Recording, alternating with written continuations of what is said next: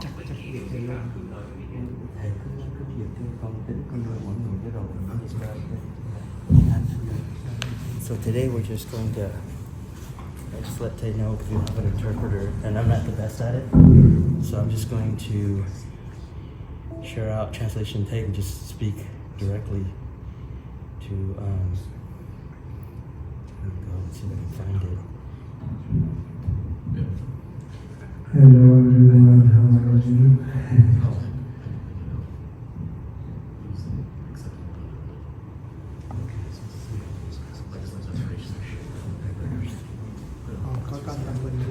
Dạ. Anh sắp tới rồi. Thầy cứ giảng.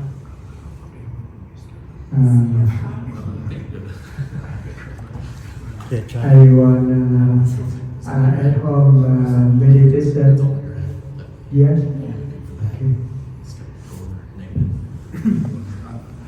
He's asking if you guys were doing meditation at home.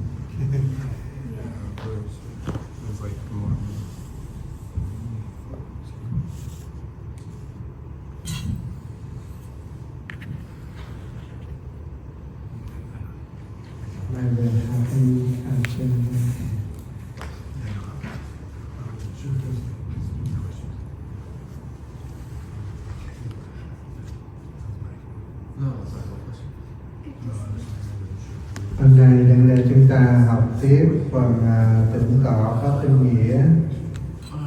Hôm nay là ngày mùng 7 tháng 2 năm Bính Ngọ. Mai là ngày Phật ngài Thái tử Sĩ Đạt Ta xuất gia, vượt thành xuất gia để đi tu tập. Cho nên trước khi chúng ta học thì quý thầy nhắc lại cái ý chí xuất gia của Thái tử Sĩ Đạt Ta. Khi ngài đi dạo bốn cửa thành, ngài thấy cảnh sanh già, thấy cảnh già, bệnh, chết và thấy một vị sa môn ôm bát đi rất cực, dáng đi rất là thanh thoát nhẹ nhàng. Thì ngài thấy ở là thái tử cho nên ở trong cung hoàng điện ngọc, đâu có thấy cảnh già, đâu có thấy cảnh bệnh, đâu có thấy cảnh chết. Khi thấy như vậy thì ngài thức tỉnh. Ngài hỏi, lúc nào cũng hỏi ngài Sa Nặc hết: tại sao thấy người ta già đi đồng phụ vậy? Nữa ta có thể ta già giống như cái vị đó hay không? Sa Nặc nói: bạch thái tử, là người thì ai rồi cũng sẽ già, cũng sẽ đi lụm cộm giống như người đó. Rồi khi đi dạo cửa thành thứ hai thì thấy một người bệnh ho nằm bên lề đường. Thái tử thấy vậy nhảy xuống. Thái tử hỏi gì chứ người này tại sao nằm đây mà không chịu đi ấy? Hỏi ngài Sa Nặc nói: bạch thái tử, ở đây là một người đang bệnh sắp chết. Rồi thái tử ngạc nhiên hỏi: vậy ta có chừng nữa ta có bệnh, ta có giống như cái vị này hay không?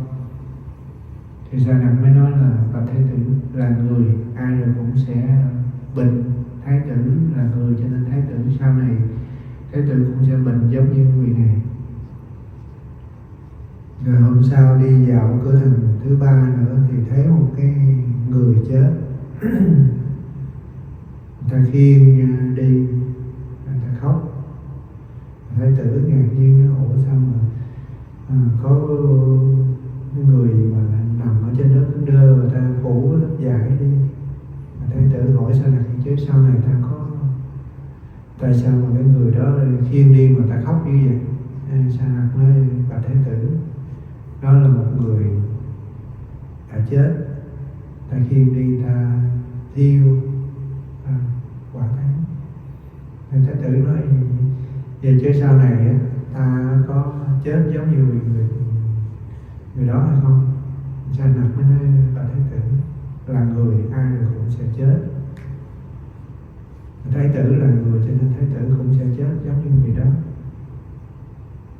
Rồi dạo cửa thành thứ tư là gặp một vị sa môn. mặc áo quấn cái y, ôm cái bát, đi rất là thanh thoát nhẹ nhàng, rất là an lạc, rất là hạnh phúc. Thái tử ở trong cung vua mà, cho nên đâu có thấy là cái người mặc đồ cạo tóc rồi ôm cái bát đi khất thực như vậy, cho nên không biết hỏi. Sa nặc nó là một việc là xuất gia tu tập theo hành giải thoát, tự mình giải thoát, được an lạc hạnh phúc, và chỉ dạy cho người được giải thoát, được an lạc, được hạnh phúc. Nó ta có thể vậy không? Không phải Thái tử là người nếu mà tu tập cũng có thể được tự mình giải thoát, tự mình làm cho mình hết đau khổ, tự mình hết an lạc, được an lạc, và giúp cho người được hết khổ, được an lạc. Mà Thái tử có trí tuệ rất là sâu lắng. Khi thấy một cái cảnh hay là một cái điều kiện gì xảy ra thì Thái tử sẽ trầm ngâm suy tư, là suy nghĩ. Sau đó Thái tử về quyết định đi tìm đường để cứu ngay cho bản thân mình và cứu tất cả chúng sanh, để lìa khổ được vui. Mà là Thái tử cho nên khi đi xin đi xuất gia thì vua cha không có cho. Thái tử phải ra cái điều kiện, nếu mà là vua cha đồng ý cũng như giải quyết được những cái điều kiện của mình thì Thái tử sẽ ở lại, làm sao cho con trẻ mãi không già, làm sao cho con sống hoài không chết, làm sao cho con và chúng sanh hết khổ. Vua cha không có cách nào để giải quyết được những cái nghi vấn của Thái tử hết.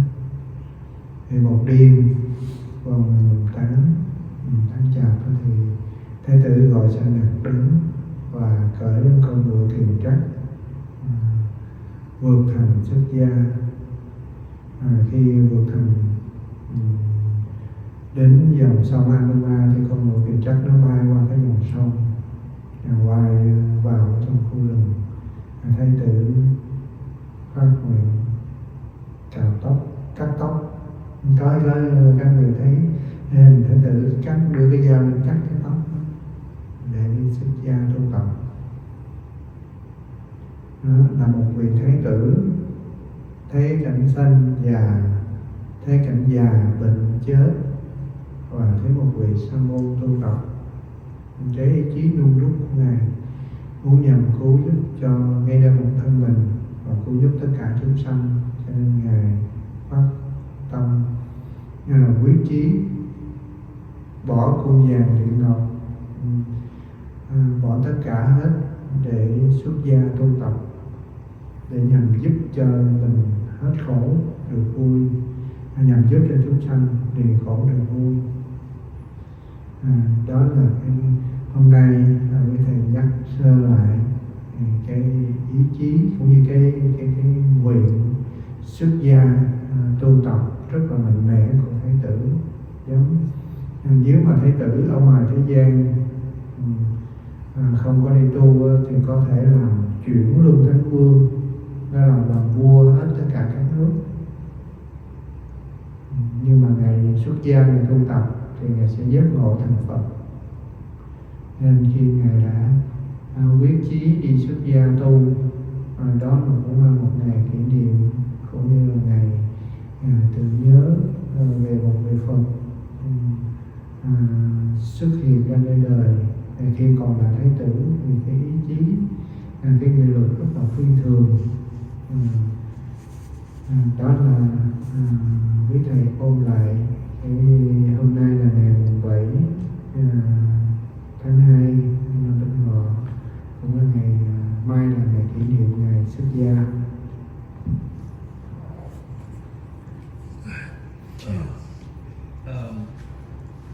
Are anybody not familiar with the story of the Buddha? I was going to say just the main story when he left the palace. Right? Yeah.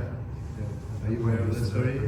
I bits and pieces, but Bits and pieces. Khi nó nhanh quá anh đọc không kịp. Um, oh, is that translation? oh Yeah, yeah. somewhat. But then it's like translating as it goes, so it's like constantly like okay. changing. Yeah. But it's Nó nhanh quá đọc không kịp. I'm hearing it in like four Yeah. different ways. It's not like Em that. translate. Kind of helps. Yeah, he was just talking about that, the historical Buddha. Tomorrow will be the anniversary of his first awareness of suffering that started him on the path of liberation by becoming a monk. I didn't know that. Yeah, tomorrow will be there. I don't know, 2,500 some years Oh, ago. Yeah, something like. yeah, about 500 for what's that? BC? Yeah. Yeah, BC. Well, the story goes like, he was a prince, right, and was really sheltered. The king, his parents didn't want him to witness suffering, so he was really sheltered. So he didn't know much about that until one day he and his friend of his, close friend, left the castle and went out into the market where people were living, and he witnessed the suffering. First it was old age, and then sickness, people suffering from sickness, and then death itself. And then he asked his friend, will I have to go through, endure all that suffering? He said, well, you're a human, right? You're going to have to do that. You have to go through, everyone goes through that. And then he saw a monk that has this really tranquil facade, walking very peaceful, like looks like he's peaceful. He's not suffering at all. Unbothered. Yeah. And so he asked, "Who's that person?" And he said, "Well, that's the monk that he's pursuing liberation from suffering." And he said, "Can anyone do that?" And he said, "Yes, if you follow the path, if you in the practice, then you can achieve that." And so he went back to the castle and asked his father to do that. Of course, his dad is not going to allow him to do that because he was supposed to be the next king, right? And so he asked his dad, "Well, can you protect me from old age? Can you protect me from being sick? Can you protect me from dying?" And he said, "Of course you can't. You're human." I said, "Well, then if you can't protect me from that, and there is a way to protect myself from that, I'm going to pursue that." Right? So then that was the start of, and then the next night he snuck out and left the castle, and that was the beginning of his journey. I got this. Yeah, and then after enlightenment, he spent 40 years teaching others the way to liberation through the Four Noble Truths. And have you heard about the Four Noble Truths? There's 4 and there's 8, right? No, there's just the Four Noble Truths. The truth about suffering. But that doesn't expand out to 8. The Four Noble Truths talks about suffering. Yeah. How suffering comes about. What causes suffering, the way to end suffering, and the path itself, the Dharma. And then there's the 8 practice that will help you overcome the suffering. Basically, the 8 practice that will help you into liberation or into Buddhahood. So that's you right. Redundancy. Is that? It says like redundancy. Yeah. Servers, you have like 2 power sources. So one goes out, you have the other one. But if you have 2 per 8, 4. Yeah. And And that's something to rely on. And then, I would say the most important thing, there are 3 important practice is to see correctly, to understand correctly, and to act correctly. Seeing right, meaning you you see things as they are, not as what you perceive them to be based on your biases and your past experiences and such. Because in a way, when we see the world, we experience the world through our six senses, right?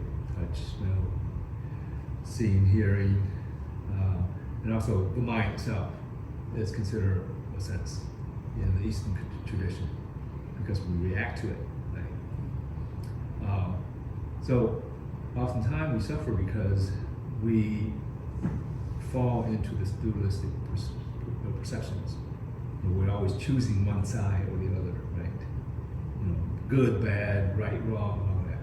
Right? And there's a whole spectrum, but you pick one side, and when you get attached to that, and when the present moment isn't what you expect it to be, that's when suffering can occur. If you get attachment. So here, suffering, we're not talking about like somebody torturing you, right? It's a whole spectrum of suffering. To the lightest aspect of suffering is discontentment. Okay? That's also suffering. That brings you, basically not accepting what is, and you have to struggle through that. Or another example of suffering that can be controlled or limited is here we're really talking about suffering of the mind. Right? Like you cut yourself, that's physical, that's going to hurt, that's pain, right? So there's physical suffering there. But there's also, there could be a suffering of the mind from that one incident, that one experience. Like, you cut yourself, instead of attending to it, you critique yourself. Why am I so stupid? I should have done better. I should have been careful. That's the suffering of the mind. That's what we're talking about here. So when we talk about liberation in the context of Buddhism, that's what we're talking about. There's certain, and so basically, suffering is part of living. There's a translation that is incorrect, so I want to make sure that you understand. There's translation, I forget what the guy named, he's German, when he read Sanskrit on Buddhism and he translated it into German, he said, life is suffering. That's not what the Buddha said. Buddha didn't say life is suffering. If life was suffering and you're alive, you're always going to suffer, right? But there is a path to liberation. What that means is there's an option. Right? Life isn't suffering, but in life there is suffering. There's two different perspectives, right? There is suffering, meaning there could be an option, alternative option to live a life so that you don't suffer needlessly. Yeah, and we're talking about the mind. Like losing someone you love can bring you suffering, right? But if you see losing someone you love, if you see the law of impermanence and you see then, and you understand it to be and wholeheartedly sees it, like experience it, then your suffering will be less. So basically, of course people are going to die, you're going to lose people, you lose your love, nothing is permanent. That's part of life. And if we suffer when we don't accept that fact. Right? So that's what we're talking about. So basically, it's a little quick nutshell.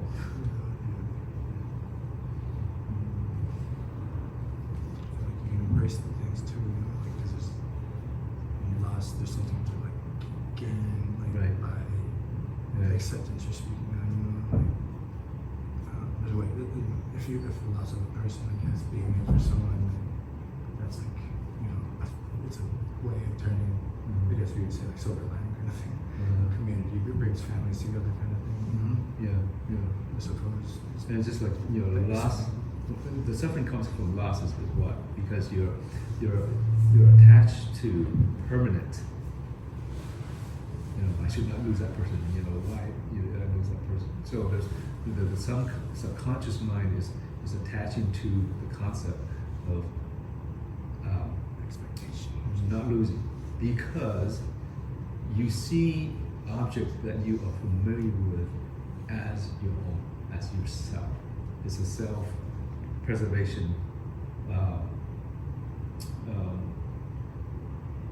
subconscious mindset that we hold. And it's subconscious, so it's very difficult to identify that unless you are mindful, unless you know the practice of mindfulness, and you look within. So, you know, so what is Buddhism? Buddhism is not a religion. It's a way of living and a way of practice to see within ourselves. Actually understand how our minds work. It's not a philosophy. No. Philosophy, what is philosophy? Philosophy is a concept, right? A concept that's created, and you try to get factual information to support that concept that you believe in, right? Here, we are working with the law of nature itself. So let's say the law of impermanence. Regardless of where you are, when you live, 1,000 years ago, 10,000 years from now, Mars, whatever, the laws of permanent is the law of nature. Nothing lasts forever, right? Things arises or things come to be, and then they last for a certain amount of time, and they cease to exist. And this goes with your mind as well, right? You hold onto a thought, but you can never hold a thought forever, right? You lose that thought, right? So there's the impermanent of thought itself, or feelings, right? Impermanent. You get angry. You don't stay angry all the time. You get angry to some point in some other condition that is no longer there to maintain that anger. The anger just fades away, right? It's everything. And it goes with tree, building, house, everything. Whether it's physical or mental, right? Even time itself, right?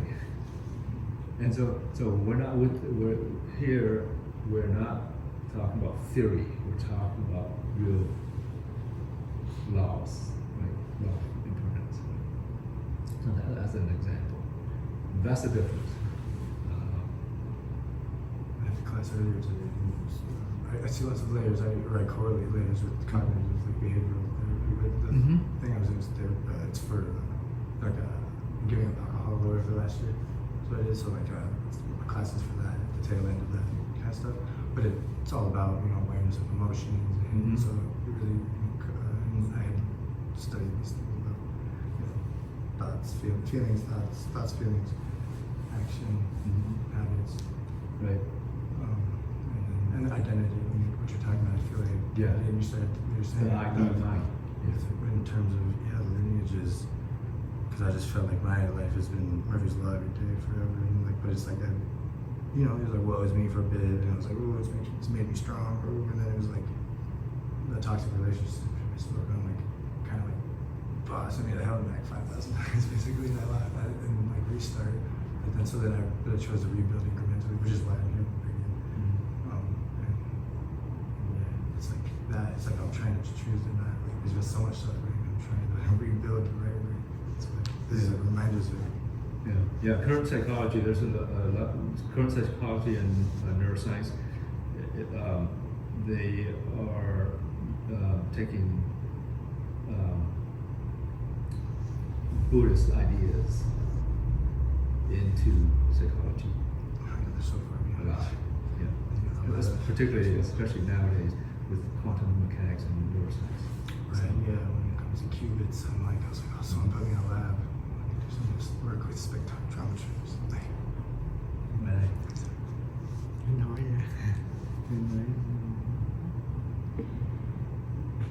bây giờ hôm nay chúng ta đến học bài mới, nhưng mà bây giờ vấn đề Thái tử xuất gia tu tập cũng là một cái ý chí, một cái nghị lực phi thường, dám từ bỏ cái sự nghiệp ở thế gian. Và Thái tử Nếu mà Ngài không đi xuất gia, Ngài làm vua, làm chuyển vương cái vương, mà Ngài đi xuất gia, Ngài tu. Bây giờ đây mình các vị thiền sinh ở đây dám bỏ những cái thú vui ở bên ngoài, thì dám mình về trở về đây, mình ngồi thiền 30 phút, cùng với thầy đi thiền hành. Mình đi vô rừng, nãy mình để thấy đi vô rừng cái tâm mình nó an tịnh không? Mình đi chút mà nhiều khi nó cũng lạnh, nhưng mà Thái tử đi xuất gia, Ngài tu tập, Ngài vô trong rừng ở. Mình dám không? Chắc ở đây chưa đâu. Cho nên khi mình đã dám bỏ hết những cái thú vui ở bên ngoài, mình trở về nơi ngay nơi đây để mình ngồi tĩnh tọa tu thiền, để mình làm chủ thân và tâm của mình. Đó là người có trí. Mình dám bỏ hết ngoài thế gian. Tuy mình không có xuất gia như quý thầy, nhưng mà mình dám bỏ một buổi khoảng 2 tiếng, mình trở về đây mình tu tập. Đó cũng là một cái nghị lực, đó cũng là cái mình xuất gia, tập mình xuất gia. Xuất gia ở đây có với thầy đã tạm có 2 là thân xuất gia và tâm xuất gia. Tuy mình chưa có cạo tóc, nhưng mà cái tâm mình hướng về tu tập. Mình muốn xuất gia, mình muốn thực tập cái hạnh của người xuất gia tu, thì ở ngoài mình tự lập lên cái thời khóa, ngồi thiền, đi thiền hành. Đó là mọi cử chỉ, mọi cái hành động, mọi cái việc làm, từ cái ý nghĩ, lời nói và thân mình làm việc đều là thiền. Thiền là mình sống có cái chánh niệm, có cái sức làm chủ từ cái lời nói, từ cái ý nghĩ và từ cái hành động lên thân của mình. Mình sống trọn vẹn, vui vẻ, hạnh phúc như giây phút hiện tại, đó là thiền. Thì khi mình đã thân và tâm và xuất gia, thì cái đó là nó quý lắm. Lúc nào mình cũng nhớ một bề là tu tập, sửa đổi những cái dở xấu của mình bằng những cái điều thiện tốt. Rồi thời gian rảnh thì chúng ta ngồi tịnh tâm lại. Thì khi Thái tử, ngày đầu hồi hoàng Thái tử, cho nên ăn mặc ở là có người ta lo cho vui, lo hết. Như là công dân, như là công dân, như là Ngài đủ tài đủ đức mà. Nhưng mà Ngài bỏ hết, Ngài đi xuất gia, Ngài tu tập. Ngài thấy cái sự tu tập, giác ngộ giải thoát quý, nó có thể giúp ích cho bản thân mình được hết khổ, được an lạc. Và tự mình, rồi Ngài có thể, khi Ngài giác ngộ Ngài thành Phật rồi, thì Ngài có thể Ngài giúp ích cho tất cả chúng sanh, hữu tình cũng như vô tình, đều được lìa khổ, được vui. Cho nên hôm nay là ngày cũng khá đặc biệt, cũng như là ngày kỷ niệm ngày Đức Phật, ngày Thái tử Sĩ Đạt Ta đi xuất gia. Cho nên bây giờ mình chưa có giống như Ngài, thì nên mỗi tuần mình trở về đây, mình tu tập, ngồi thiền, đi thiền hành cùng với quý thầy. Tuy là 2 giờ, khoảng 2 giờ, nó rất là ngắn ngủi thôi, nhưng mà đây cũng là cái hành trang để khi mình trở về ở nhà, hay là bất cứ nơi đâu, và mỗi lần tâm mình đó bất an, hay là mình muốn sống giây phút, hoặc là làm chủ thân và tâm, với chúng ta ngồi tịnh tâm lại, giếm hơi thở, hít vô, thở ra. Hoặc khi mình không hít thở cũng vậy, mình ngồi cái yên lặng đó, mắt mình thấy, tai mình biết nghe, mũi mình biết ngửi, thân mình biết xúc chạm mọi cảnh, hay là mọi cái điều mình biết rõ hết, không có lầm. Thì ngay nơi đó là hạnh phúc. an lạc, khỏi cần tìm ở đâu xa hết. Nên nhiều khi mình ngồi ở đây, thân ở đây mà tâm mình không ở đây, là mình nghĩ đến chuyện quá khứ, nghĩ tới chuyện tương lai, cho nên tâm mình nó không có an lạc ngay giờ hiện tại. Bây giờ mình biết tu rồi, thân và tâm mình phải xuất gia. Thân mình bây giờ còn gia duyên, còn ba mẹ, còn bạn bè, còn người thương vân vân, mình chưa xuất gia được, nhưng mà mình có cái thời gian mình tu. Ở Việt Nam mình, ở Việt Nam của mình có một vị là vua đi tu giác ngộ thành Phật, đó là ngài Phật Hoàng Trần Nhân Tông. Ngài coi áo mão cơm đai giống như là đôi dép rách vậy đó, ngài bỏ hết, ngài lên núi ngài tu. Mà ngài tu khổ hạnh đầu đà, ngài giác ngộ thành Phật. Giờ mình lại gì có là vua quan gì không? Nhiều khi mình chưa, nhưng mà mình cũng còn 5 món dục của thế gian mình chưa có lìa được, cho nên mình học là những cái gương hạnh của các ngài khi xưa, để chúng ta bây giờ hãy tự mình sắp tấn mình, tự mình nỗ lực tu tập, nên là tạo cái tài sản gọi là tài sản của bậc thánh. Mình tu mình được có phúc đức, có công đức, nó đi theo mình chẳng những đời này mà nhiều đời sau nó cũng đi theo mình. Cho nên mình chọn con đường tu tập là con đường trí tuệ. Tuy mình còn ngoài thế gian, nhưng mà mình nỗ lực mình tu tập. Ở ngoài thế gian thì nó gia chạm nhiều cái việc lắm, cho nên cơ hội mình tu rất là tốt, nếu mà mình biết hướng về cái phần tu tập. Nhiều khi mình xuất chạm bên ngoài, ở ngoài thế gian có nhiều cái ràng buộc lắm, vui buồn và ghét đủ thứ hết, nhưng mà mình nhớ tu cái tự nhiên mình tập tu xả, quay trở về đó ngồi tĩnh tọa tu tập. Nhớ tới Đức ngài Thái tử Di Đạt Ta, ngài có vợ đẹp, con yêu, ngài là hoàng thái tử, đầy đủ dục lạc trong thế gian, nhưng mình cũng bỏ mình đi tu. Và ở Việt Nam mình có vua Phật Hoàng Trần Nhân Tông, ngài đánh đuổi giặc Minh Mông 2 lần, chiến thắng xong rồi đuổi giặc đi ra khỏi nước, rồi cái ngài giao ngôi là cho con ngài đi xuất gia, ngài tu tập. Sau khi ngài giác ngộ thành Phật đó, ngài đem 10 cái điều lành, 10 điều thiện, 10 điều tốt, ngài hướng dẫn cho dân.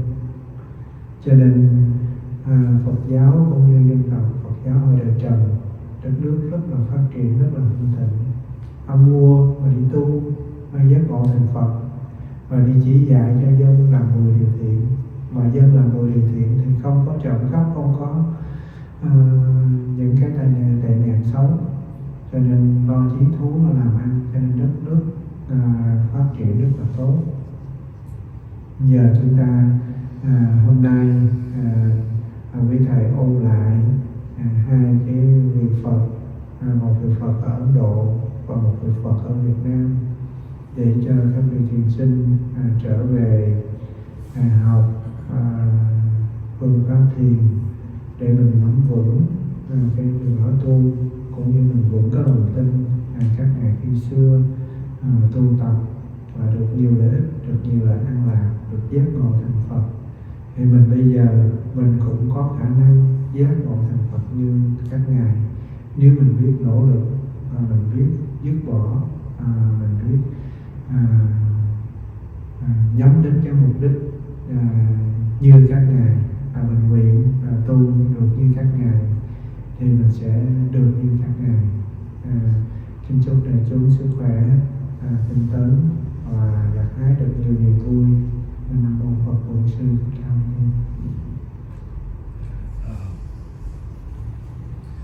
So, just a side note I was talking about. In Vietnam, I think in 1300, Trần Nhân Tông, cái đó thời Phật giáo Đại Trần. Nhưng mà thời điểm mấy đó Nó Phật giáo đời Trần nó đã nghiên cứu về cái nó đâu biết gì đời Trần. Well, nó là tên là Trần tên anyway, we had a king in Vietnam that way back then. I forget what the date was, but after he defeated Chinese invader, when he was, I think when he was close to 50 years old, he left his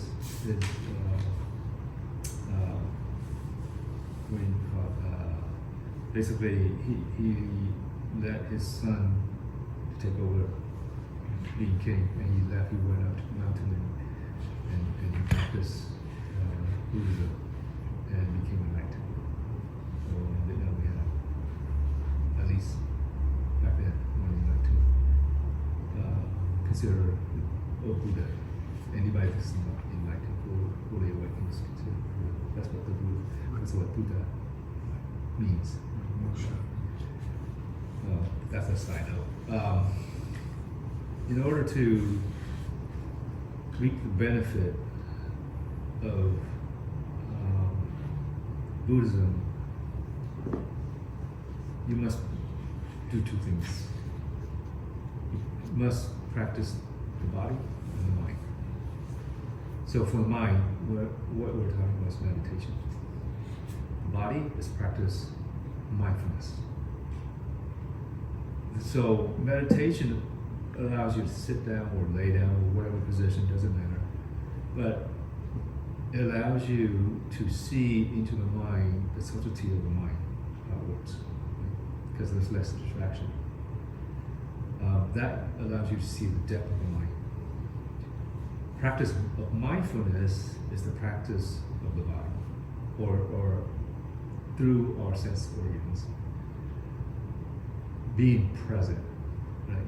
Because everything starts with the mind and ends with the mind. So before you say something, you think about it, right? Contemplate. Before you do anything, same thing, right? So those two practices appears to be two different practices, but the root of it is the same practice. It's looking at yourself. In the practice of the path to liberation, in the Buddhist tradition, the only way that you can reach liberation is to look within. That's why we practice meditation, and that's why we practice mindfulness. So mindfulness is considered like a moving meditation. You look within yourself as you live, as you do things, because that's where you're in contact with things that create suffering for yourself, right? Although the mind, you can create suffering, like memory, right? Can also bring suffering to you. But that's subtle. Right? So that's where the sitting meditation practice, that's where you get the benefit of that. That's how you live within the mind. So, but we also have to do the practice of the body, of the living meditation. When those come together, then you get a whole picture of what is happening in your mind, and how is basically how you react to your experience. Right? It is through our experience that we suffer. So through the experience as well, through the suffering, we look within ourselves to see the truth. Remember I said you have to see right view, right contemplation, right action. Through that process, then you start to see things as they are. Meaning you start to experience the nature of things, nature of being, nature of existence, nature of suffering, really, the focus on. And that's the only way that you can liberate yourself from suffering, unnecessary suffering. So, practically, there's two ways. Being a monk is one, right? because they have that time. They spend most of the time meditating. They're constantly, everything they do is a practice of meditation. Being mindful. Being mindful meaning you have to be present, because everything happens in the present. Our mind moves from past to future. That's when we suffer can occur. Right? When our mind is in the future, what is there? There's fear, right? Because you don't know what the future is, so the future always brings fears, right? You're worrying about, okay, what's going to happen next? And, am I going to get that job, or am I going to lose this? Or, that causes suffering. Or when your mind is in the past, oftentimes we're clinging to something. I wish I would have done this or had this happen. Right? Well, that can also suffering. When we keep our mind in the present moment, then we start to limit those suffering. And then suffering that happens in the present moment is when you have a direct contact or direct experience with it. And that's how you can liberate yourself from suffering. And through the practice of being present, going through seeing suffering as it occurs, that will give you the wisdom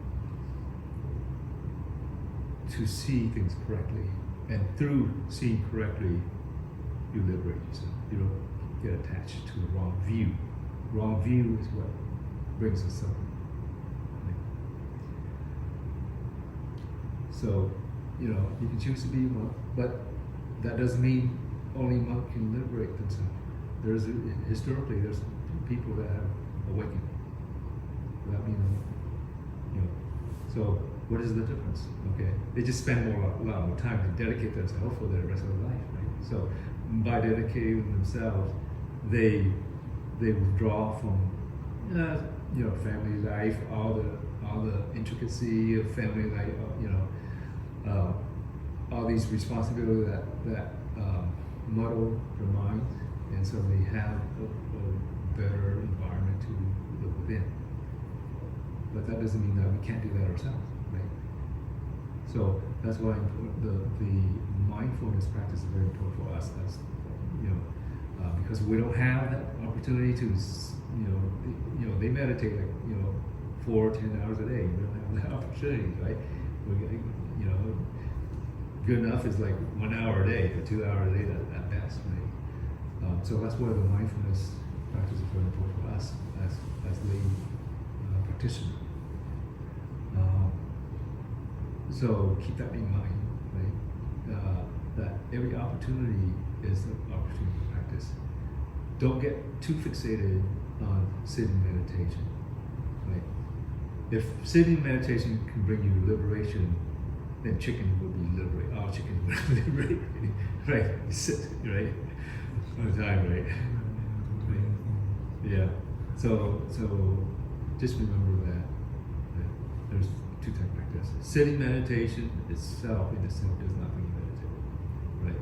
Because if you draw away from life experiences, then you don't have anything to reflect on, right?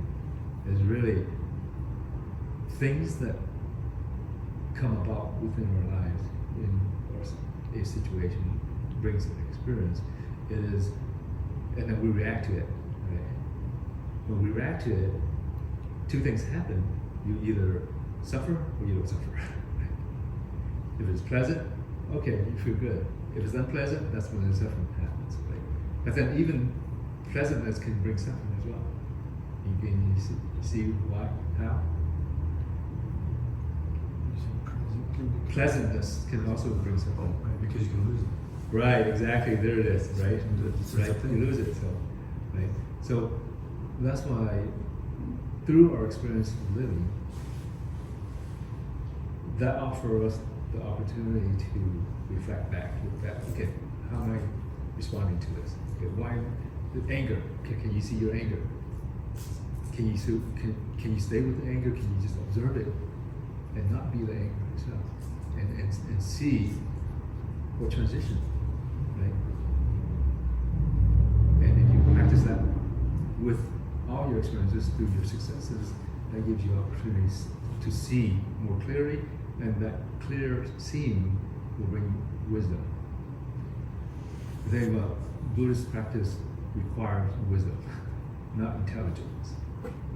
Intelligence helps you to understand a certain concept on the surface, but wisdom is first-hand experience. That's the only way you can reap the benefit of what Buddhism has to offer to you. If you don't do that, you're never going to be able to reach liberation. Intelligence, the picture you're painting is like a brick wall. Would be intelligence, like working to become smart. Mhm. Wisdom is that's working a window, like trying to the windows. It's still structured, but it's not required for what the wall. It doesn't depend. And then agency is a common theme that there was just the choice. I feel like that's like very much because like mindful or active. They were calling it active recovery. It's like active meditation. And then I earlier said things it's like really substance, like whatever. It's like the things we're talking about, just like similar to the substance thing. It's all correct. So yeah, it's the day is just continuing. So I didn't realize how many things are overlapping. It's really cool. Yeah. There's much more depth to all this. But if you continue to learn, you'll understand. But then again, nowadays there's another practice through understanding, right? Intelligent. You read books about Buddhism, trying to understand the concept, all that, But the thing is that, again, that type of intelligence or that type of knowledge will never bring you liberation. I always come back to first-hand experience and reflecting on the first-hand experience, and then looking at yourself, not looking out there. It's all in here. Because what one saying is like the Buddha says, everyone has Buddhahood. You just don't know it. You just haven't seen it. So what that means is, in this practice, the answer isn't out there. What's out there are like mirrors to give you a chance to reflect within, to see within. Interesting. Watching yourself, seeing yourself, experiencing for yourself. That's the only way that you can reap the benefit and reach liberation. Anyway. Input out and give back kind of thing. It's like, and just So- it's like raw diamonds, raw light. If you shine, it shines back. Because there's a misconception in the Buddhist world. Practical practitioner is like, oh, if I do this, then I get merits, and then I achieve Buddhahood. Right. It's like There is no achieving Buddhahood, because the practice here is not doing, is being. That's why I question Catholicism on that route. Yeah. Because they're about works, and I feel like And the it other should never thing- be about- Yeah, and the other thing is Buddhism, unlike other religion rely on some deity, some god, something that will save you. Right? Here, in Buddhism, you save yourself. You are your savior. Nobody. The Buddha says, I can't save you, but I can teach you what I know. It's a path to saving yourself. So everyone has it, and so what that gives you is confidence that you have the ability to save yourself. You don't need it. You just need to see things correctly. Right? Through This this is teaching. real. Yeah, it's living within. What's that? Like living within. Yes, like living within. Right. We're living within while you're still living without everything. Anybody have any questions? Or Any questions? there's been other Buddhas, right? Like besides the prince. Yeah. But why is his story like Why? Why? Like I've heard his story is like seems like it's more popular compared to Well, he's the first one that that taught Buddhism or the way to everyone, and he had followers. In the scripture itself, it said, before him there was Buddha. And he even said himself, I didn't create Buddhism. I didn't create this path. The path is always there. Buddha was always there. I just discovered it, and I'm sharing it. Before my time, there's been other Buddhas. There will be other Buddhas in the future as well. Well, I guess a question would be like, because where my brain, I didn't seek needing to know, but like I saw saints and Buddha similar, like around, because I don't think of Western and Eastern like as conflicting with each other, supporting each other. Anything like science and Buddhism, same thing. You know, to me, logic and Buddhism says the exact same stuff. You know, electrons down to the breathing, breath, the flow, everything flow. Whatever happens. Eventually, silver lining is finding something to everything. So Bill just means a person that's awake from delusion, from seeing things wrong, right? That brings you something. That's what the word Buddha means. You're an enlightened person. Enlightened, what does enlightened mean? Shining the light. You were in the dark. Now you see the light. You see what's true. That's what it means, you know, to be awakened, to be enlightened. So it's not like you become a god. Right? There's no God in Buddhism. Yeah. So everyone of us already have that in us already. Because of our attachment to ourselves, being me, mine, to the ego, and we're attached to concepts. That is like a shutter that blinds us, our ability to discover our Buddhahood, essentially. At some point I want to understand, I'd like to put too much problem, I don't want to take my piece. Like lineage, paying lineage's debts, you know, reincarnation, paying the debts of lots of things, right? Like I'm so curious about that aspect of it. Like, cause that's something that's not a lot. And read just recently, like a lot of things made sense. Reincarnation? That part, or not just the reincarnation part, but the debts specifically. Yeah. Like paying the debts of lineage, like reincarnation, right? So like somebody's reincarnated a butterfly, and like right, boom, keeps going, and then so boom, now a human, then none of them did it. Like there's a lot of debt still to pay off, right? Is what it would be. So like, you know what I mean? Like Yeah. there's actually, I just recently learned a bunch of secrets about this Italian history and stuff, and like I heard horrible things, and I'm like, oh. So now I'm like, there's actually more than two, but two school of thoughts in Buddhism. One, they don't believe in reincarnation. As a person dies and reincarnates. And there's a school that does. Right? In general, nowadays, most people believe in that reincarnation. Right? You die, this body dies, and your next life you become something. It all depends on what you do in this life, in past lives. Right? To some extent, that is, for me, yes, I believe that in that. But more importantly is, when we talk about reincarnation, certain sutra, if you read it, if you understand it, explains it. Reincarnation is reincarnation of the ego self. Doesn't mean the death of the body. Every single thought that comes up, you become that, right? In your mind, let's say, and that gets reincarnated. Like, for example, simple example. Something happens, you get pissed off, you're mad. You're an angry person, right? But then that doesn't last forever, right?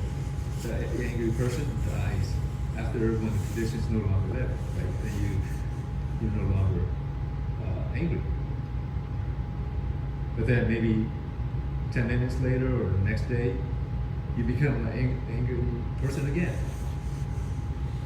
See, that identity is being incarnated. I was thinking just like Right. the fact that Dante's Inferno and Dante. Right. So that's another perspective about incarnation. And the practice is to liberate yourself from becoming that identity, that ego self. That's not good. Right. A lot of that was news to me about like wanting to become a monk. I was like, oh yeah, I guess I didn't think about that really. It's like, but if you're really meditating, it's like it would just happen. And it would be weird kind of to try to seek to achieve monkdom, which I didn't think of ever actually, the concept of you go seek that. Yeah. Retreats are Monkhood is just a way of life. That's it. so like I feel like it's like, thank you. Yeah. Because it's all balance, right? And making that commitment is it's not an easy one. It's like a balance to things. That's why I always like to think about when that like things are happening that are not I wouldn't even say as ideal. Like I think it's balancing out something somewhere. So remember that being a layperson, you can achieve Buddhism as well. So don't think you have to be a monk. Does that answer your question? Yeah. Anybody have any other questions? I have a question regarding the previous session. Okay. It was about the sound or when we hear, it's not permanent, but for me, I could hear continuously. Uh-huh. And, how to get to the point where we say it's not permanent?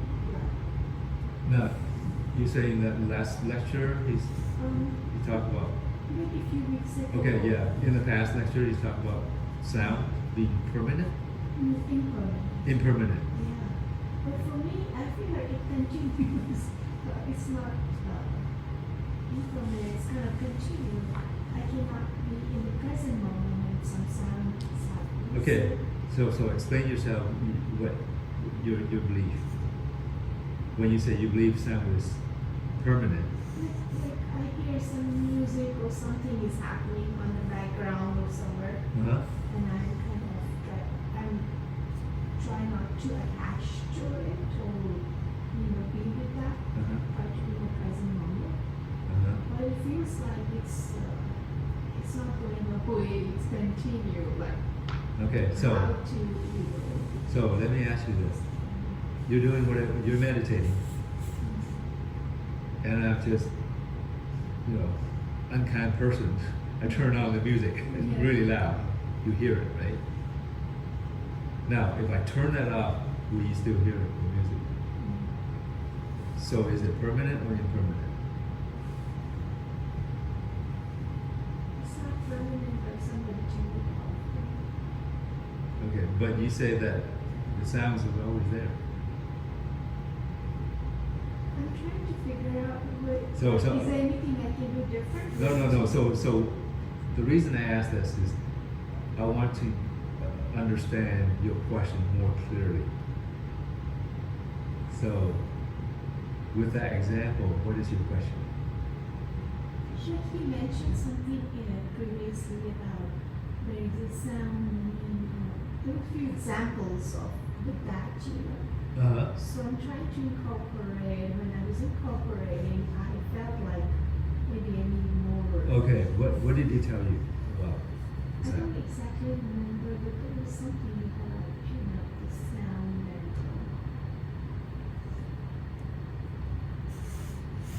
This is going to be about So sound. it's like when she's meditating and then there's music and it's distracting. If you throw Maybe I can go back to distractions. the notes or Hay, something.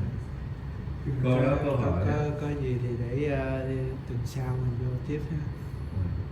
Câu hỏi về cái bài giảng của thầy mấy tuần trước nói về âm thanh nó vô thường thì không hiểu.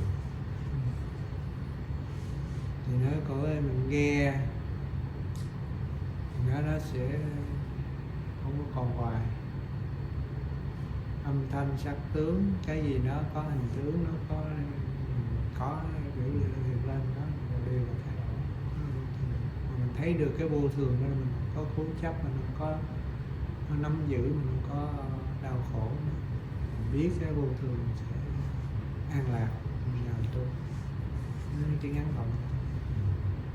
But he said that he was trying to explain to you one aspect of impermanence, the sound. Sounds are also impermanent. Okay? What we hear is also impermanent. So, as you practice sitting meditation, if there's sound, just know that there's sound. Don't get attached to the meaning of it. You know, it's just like you're sitting there and you feel a breeze. Okay, you just know you felt a breeze. Contact, physical, right? Sound. So that's another contact. There's a contact of the hearing sense, right? If somebody cooks something, you smell something, that's contact as well. Contact of the smell sensory. You know, the smell itself is the object of the sense of smelling. Sound is the object of the sense of hearing, right? What you taste, sweetness is an object of the sense of taste. Right? Something touches you, that's whatever touches you, whatever you feel, the tactile sensation is the object of the sensation, bodily sensation sense, so forth. Or a thought that pops up in the mind, that is the object of the mind sense. So not getting beyond perception, formation, and other things. Yeah, don't worry about that. Be there. Just know. Just acknowledge and stuff. Thank My you. mind kind of thinks of when like for a professor that's boring, you know, and just how when you go to daydream, how you could be like wah, wah, wah, wah, wah, the same thing in the mind at that point, because it's bored is it's altering the sound. Where if I can meditate enough and to get that control, right, I can then do that, and hopefully, ideally, in instances like when you're trying to meditate, if there's honking horns or something, letting that also just kind of be there but not be affecting. I think 'cause that's my best. Yeah, just back What I'm attempting. Yeah, exactly. The other side. That's like reverse engineering. That's how I have to try to think. Yes, thank you too for listening, and we too have your food and feel in sleep. Cho nên chúng ta chúng sanh